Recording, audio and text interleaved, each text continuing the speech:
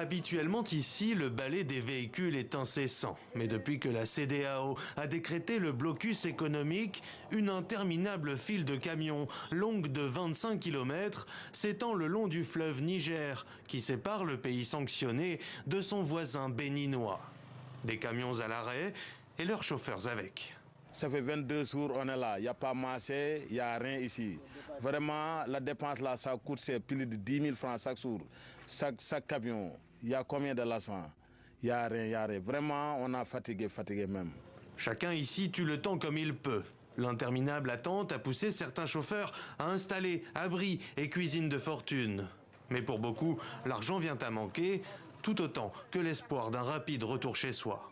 Personne n'a pas venu ici, il a demandé qu'est-ce que vous voulez, qu'est-ce que vous mangez, notre santé. Personne n'a pas venu nous demander.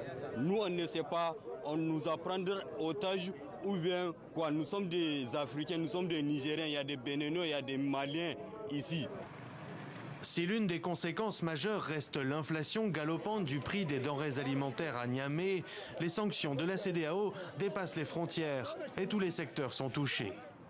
À Cotonou, le port béninois dont dépend le Niger pour ses approvisionnements maritimes, l'activité tourne aussi au ralenti.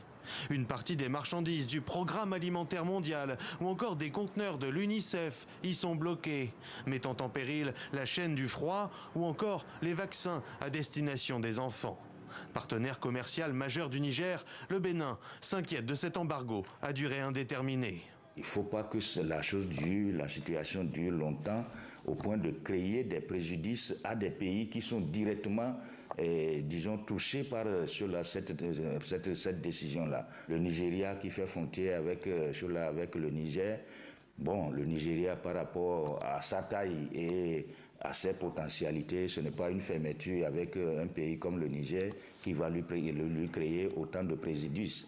Mais par contre, chez nous au Bénin, le Bénin étant un pays de transit par nature, c'est que ça doit peser nécessairement sur notre économie et que donc c'est vraiment préjudiciable pour le Bénin. Un seul secteur pour l'heure tire son épingle du jeu. Entre les taximotos et les pêcheurs reconvertis en passeurs, la traversée clandestine du fleuve Niger est devenue un commerce très lucratif depuis la fermeture de la frontière il y a près d'un mois.